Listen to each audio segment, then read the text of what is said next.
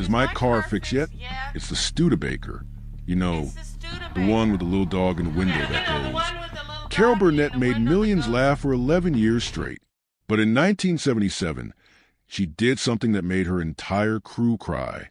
The episode aired once and broke viewers' hearts. Critics called it brilliant.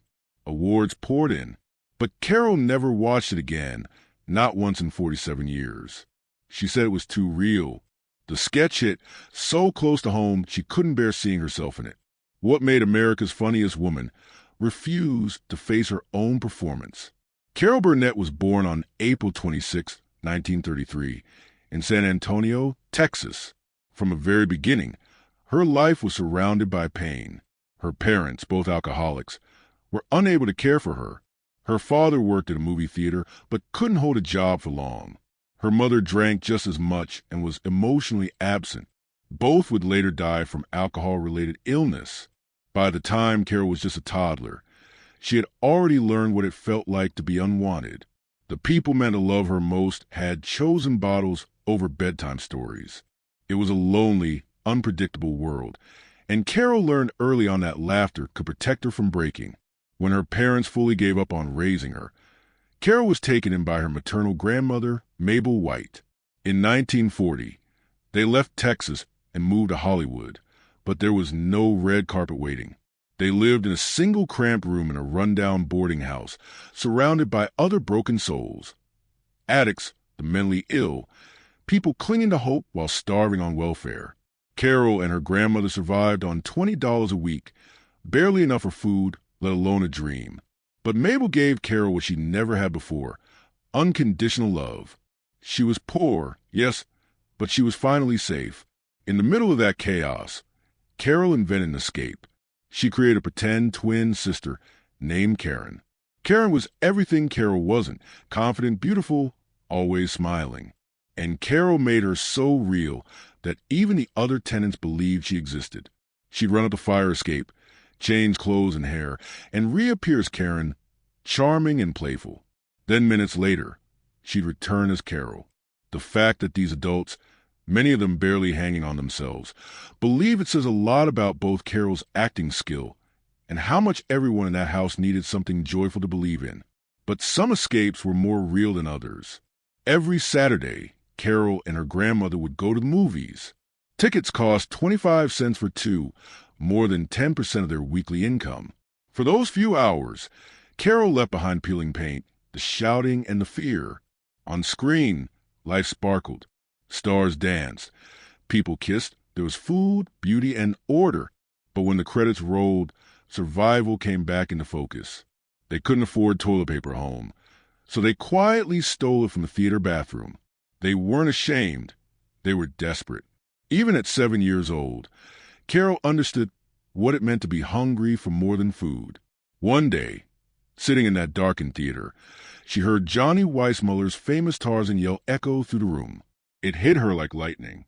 At home, she began mimicking it obsessively, perfecting every pitch and rhythm. She had no idea she was training her voice, building the kind of breath control most singers take years to master. It was just a game, but it became a signature. That yell would later bring audiences to tears of laughter during her live shows. What began as a child's imitation became one of the first tools in her comedy arsenal. By the time Carol finished high school, she had one dream: journalism. Her mother had always wanted to be a writer, and Carol felt obligated to finish what her mother couldn't. UCLA was a goal, but when the time came to enroll, she faced a brutal reality. She didn't have the $50 needed to cover tuition. That's around $600 today. For most people, it would have meant the end. And for a while, it seemed like it was. Then something miraculous happened. A stranger whose identity she never learned stepped in and paid the amount. No strings, no explanation, just enough money to change her life. At UCLA, she planned to study journalism, but one elective theater class flipped her world upside down. In that room, something inside her clicked. She wasn't shy anymore. She wasn't poor or invisible. She was funny, loud, and completely alive. Her professors noticed it. So did her classmates. She could sing, act, and make people laugh in the same breath. Suddenly, Journalism looked too small for her. She switched majors. It was risky, but for the first time in her life, she wasn't surviving. She was dreaming. That risk paid off quickly. At the end of her freshman year, she was named Most Promising Newcomer in UCLA's theater program. It was more than a title. It was a prophecy. It told her she wasn't crazy for chasing this dream. It gave her the courage to push harder, to take the stage seriously, and to stop apologizing for wanting more than just survival. The award opened doors, giving her better roles in school productions and support from mentors who could see she wasn't like the others. She wasn't just another hopeful actress. She had the kind of spark you couldn't fake. Carol Burnett was just a college junior in 1954, working as an usherette for 65 cents an hour, when her life took a strange turn at a party in San Diego. She wasn't there to celebrate. She was stuffing hors d'oeuvres into her purse to bring home to her grandmother. That's when a sharply dressed stranger approached her. He wasn't in showbiz. He was a millionaire shipbuilder from La Jolla. Carol told him she dreamed of going to New York to make it on Broadway, but couldn't even afford UCLA's $43 tuition. The man made her an offer that sounded too good to be true, $1,000 each for her and her boyfriend Don Soroyan. But he gave them 3 rules. Never reveal his name, only use the money to get to New York. And if they made it, they had to help others do the same. He didn't want credit. He just said someone had once helped him and he was paying it forward. His wife would later say he'd done this kind of thing before, for gas stations, restaurants, and people chasing dreams. With the $2,000 in hand, Carol and Don packed up and left UCLA behind. They headed east in 1954, even though Carol had never been further than Texas. She didn't know anyone in New York, but she didn't care. She said later, "I didn't know enough to be scared." They landed in the city and checked into the Algonquin Hotel at $9 a night. It was too much. The money started disappearing fast. At one point, Carol broke down crying while making a collect call to her family, who begged her to come back. Then, right as she was about to give up, she heard a radio announcement. A hurricane named Carol was moving up the coast. She took it as a sign. Somehow, it gave her the strength to stay. She soon found herself in a completely different world. The rehearsal club. It was an old boarding house for young women trying to break into the arts. For $18 a week, Carol got a cot in a shared room with 4 other actresses. There was only 1 bathroom and 1 closet. But to her, it was paradise. She'd been sleeping on a couch back home. The place buzzed with energy. Girls practicing lines, singing, running around with curlers in their hair. To make ends meet, Carol worked as a hat check girl at night and auditioned during the day. It wasn't glamorous, but it was real. Carol's Broadway career began with a burst of creative energy and daring, along with other girls from the boarding house. She helped stage a performance called a Rehearsal Club Review, and they sent out invitations to agents and producers. To everyone's amazement, big names like Marlene Dietrich showed up. That night, doors began to open. Her first real break came from something totally ridiculous, a love song about John Foster Dulles, the stiff, ultra-serious U.S. Secretary of State, written by Ken Welch. It was a joke song, absurd and over the top, but Carol performed it so brilliantly that it became her signature. The audience went wild. Soon, she was invited onto the Jack Parr Show and later the Ed Sullivan Show. On January 6, 1957, she stepped onto Sullivan's stage with her knees shaking, but by the end of her set, people were howling with laughter. That August, she returned to perform the Dulles song again, along with a parody of Puppy Love. That silly little ballad turned her into the talk of New York's comedy scene. For the next 5 years, Carol kept grinding. She landed a small role on the Paul Winchell Show in 1955, playing a ventriloquist dummy's girlfriend.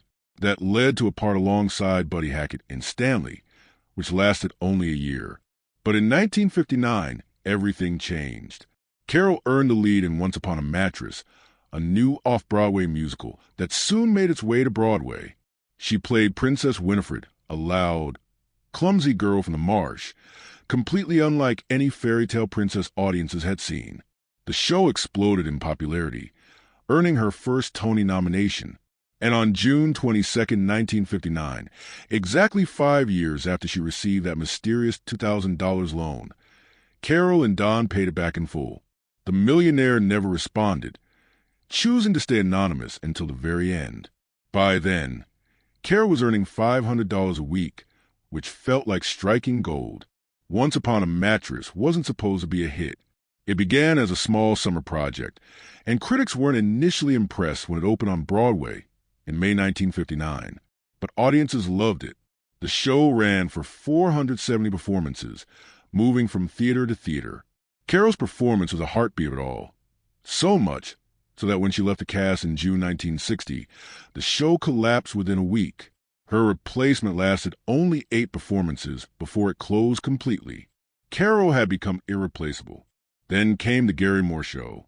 From 1959 to 1962, Carol went from rising star to full-fledged television powerhouse. She won her first Emmy in 1962, and her beloved cleaning lady character became iconic. But beyond the fame, the show gave her something even more valuable, a masterclass in live performance. Gary Moore's unrehearsed Q&A warm-ups with the studio audience inspired Carol's own spontaneous audience interactions that would later define The Carol Burnett Show. The program also launched the careers of future comedy legends like Don Knotts and Jonathan Winters. Running from 1950 to 1967, it became one of the most influential variety shows in television history. In 1962, another stroke of magic arrived, this time at Carnegie Hall. CBS executives were hesitant to let Carol do a special with Julie Andrews. They thought Julie wasn't famous enough, and Carol was already overexposed. But fate had other plans. One night after a promo event, Carol joked to 2 network executives, Michael Dann and Oscar Katz, that if she couldn't get a cab, a truck driver might have to give her a ride home. Moments later, an actual truck pulled up and offered her a lift. The executives took it as a sign from the universe, and the special was greenlit. Julie and Carol at Carnegie Hall won 3 major awards, including an Emmy and a Rose d'Or, and the soundtrack released by Columbia Records climbed to number 85 on the charts. But nothing compared to what came next. On September 11, 1967, The Carol Burnett Show premiered, and with it, television changed forever. For 11 straight seasons, from September 11, 1967 to March 29, 1978, the show drew over 30 million viewers every week. That wasn't just impressive, it was historic. Few programs in TV history have ever matched that reach. It became more than entertainment. It was an American event. Time magazine later named it one of the 100 greatest television shows of all time. TV Guide ranked it 17th, and Variety placed it at number 23. The show didn't just attract viewers, it transformed television itself. It was among the first variety shows to feature live comedy sketches performed before a studio audience, a format that later inspired Saturday Night Live. Carol Burnett shattered barriers. She wasn't just another performer. She was the first woman to headline her own variety show at a time when television was dominated by men. She changed the rules, paving the way for generations of women in comedy. No matter the time slot or the day, The Carol Burnett Show held strong. Whether it aired Monday nights at 10 or Saturday nights later on, audiences stayed loyal. During its 11-year run, it collected a staggering 25 Primetime Emmy Awards, recognizing excellence across writing, music, choreography, and variety performance. Harvey Korman won 4 Emmy for Outstanding Supporting Performance in 1969, 1971, 1972, and 1974. Tim Conway earned 4 as well, 3 for acting and 1 for writing. Even in its final season, the show swept multiple categories, including Best Variety Series. Carol herself won 2 Golden Globes for Best Actress in a Comedy or Musical in 1977 and 1978, and the show claimed the People's Choice Award for Favorite Variety Program 3 years running, 1975, 1977, and 1978. Yet, behind the laughter, not everything was perfect. During the show's 7th season, Harvey Korman nearly walked away. That week's guests included Tim Conway and singer Petula Clark, 2 of the kindest people in the business, but Korman was in a foul mood, rude and irritable during rehearsals. Carol, usually patient, pulled him aside after taping and asked what was wrong. His response was blunt. "I'm just not happy here." Then he slammed his dressing room door in her face. Carol called his agent that night and fired him. But over the weekend, Corman realized his mistake. He called Carol and begged for another chance. She agreed, but with one condition. Monday morning, she said, "I want to see you skipping and whistling down the hallway at CBS." And that's exactly what he did. When he stepped off the elevator that Monday morning, he was skipping and whistling. Carol burst out laughing and had a plaque made for his door, Mr. Happy-Go-Lucky. Corman stayed with the show through season 10. Then came Tim Conway, the wild card. He had one rule: never give everything away in rehearsals. He saved his best bits for the live tapings, even if it threw everyone else off. "Some of it comes on the spur of the moment," he once said, "and some I keep in the back of my mind." That spontaneity made every episode electric. Harvey Korman put it best: "He never does anything the same way twice." The most famous example of Conway's chaos came during the Elephant Story sketch from the Family series. He told a long, ridiculous tale about a circus elephant, rambling on as Carol Burnett, Vicki Lawrence, and Dick Van Dyke tried and failed to stay in character. The story just kept getting funnier. Finally, Vicki Lawrence snapped and hit back with an unscripted line so shocking it broke everyone on set. "Are you sure that little ass is through?" Even Conway collapsed into laughter. That moment became television legend, raw, real, and completely unscripted. Something happened that shook Carol Burnett deeply. It came from one of the recurring sketches, The Family. She played Eunice Higgins, a woman weighed down by disappointment and crushed dreams. Normally, the sketch mixed comedy with dysfunction, but this time they took a risk. No jokes, no exaggeration, just pain. The sketch was called The Gong Show. In it, Eunice believes that singing her feelings on a talent show will finally launch her fame. Instead, the judges mock her. One of them was played by real-life game show host Alan Ludden. Burnett played the role straight, no funny accent, no silly movement. And by the end, the entire crew was close to tears. When the episode aired, it didn't lose its punch. The camera pulled back slowly on Eunice's tear-streaked face as the lights dimmed. No music, no laughter, just heartbreak. Viewers were stunned. Critics praised it, but Burnett never watched it again. In a 2010 interview, she said it was too real. "Eunice's pain felt like my own. That's because it was real." Burnett had grown up in poverty. She knew what it felt like to dream big and get laughed at. That sketch hit too close to home. She later explained her feelings in an interview with Harper's Bazaar. "I'm glad we did it," she said. "But it wasn't what our show was about. We were there to make people forget their troubles, not remind them." Still, the sketch left a mark. It led to a TV movie in 1982 called Eunice, and a spin-off sitcom Mama's Family. Burnett eventually walked away from the sitcom, unhappy with his direction, but the original episode remained legendary. Carol Burnett didn't just make people laugh. Behind the scenes, her life was full of heartbreak, chaos, and family battles that would have broken most people. It all started in college when she met her first husband, Don Soroyan. They were young, in love, and both dreamed of making it big in show business. Don, born in Omaha in 1928, had big Broadway ambitions. They met at UCLA in 1952 and married 3 years later in 1955. But their love story didn't last. Don's daughter from a previous relationship died, and he was never the same. Carol's career took off while it stalled, and the pressure cracked their marriage. They separated on Christmas Day in 1959 and divorced in 1962. Don battled depression and alcoholism until his death in 1990 at just 62. He never reached the stage dreams he once had. Carol didn't stay single long. She met Joe Hamilton soon after, a big-time TV producer who already had 8 children from his previous marriage.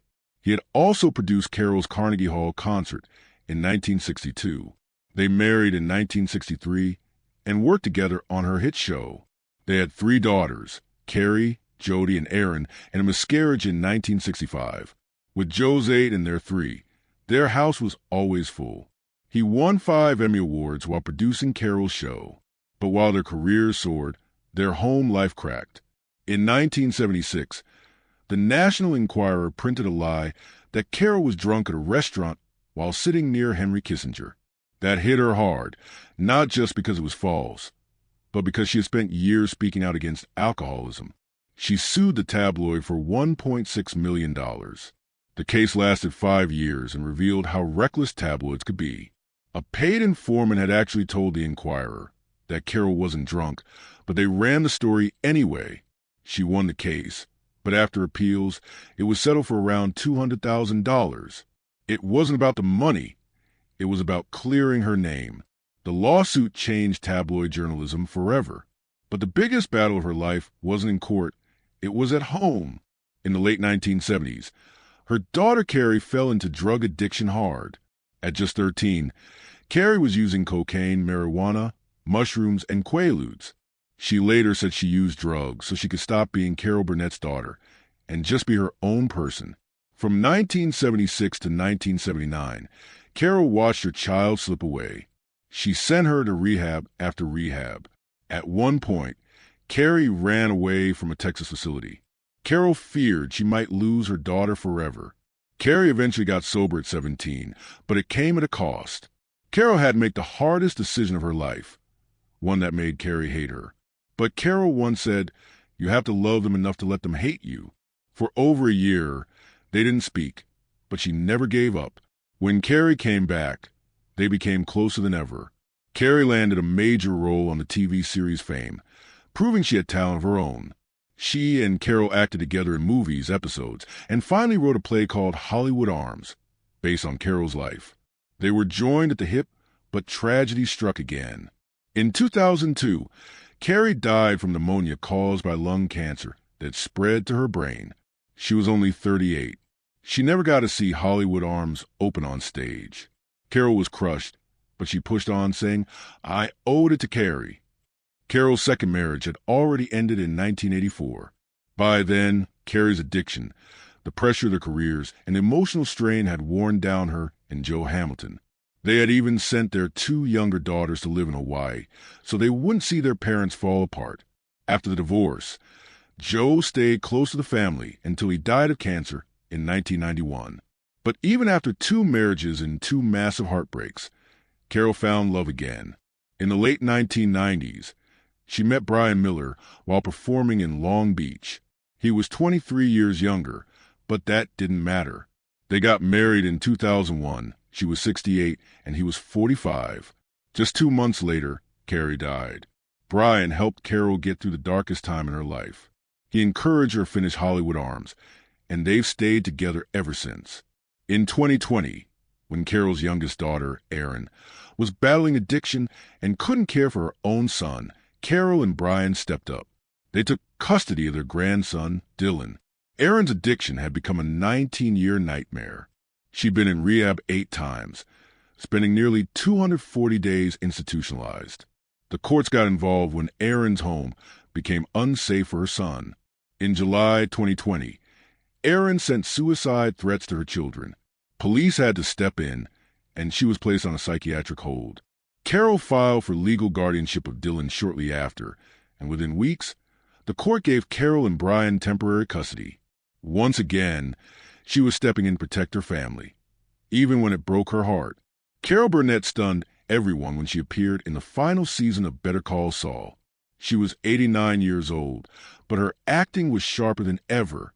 She played Marion, a kind but sharp elderly woman who slowly uncovered the truth about Saul Goodman. In the episode Waterworks, she sat quietly in her kitchen, using Ask Jeeves to dig into Saul's lies. What she found changed everything. "I trusted you," she said. A single line that crushed him. The tension built until Saul panicked, even considering silencing her forever. The show's co-creator, Vince Gilligan, later admitted that writing a scene where Saul thought about killing Carol Burnett's character felt awful. "She's an American treasure," he said, but that's what made it so powerful. Her quiet strength and trembling voice made viewers sit on edge. Then, she calmly hit her life alert button and turned Saul in. Critics called it one of the most chilling and brilliant moments in the show's history. That wasn't the only time Burnett surprised people with her range.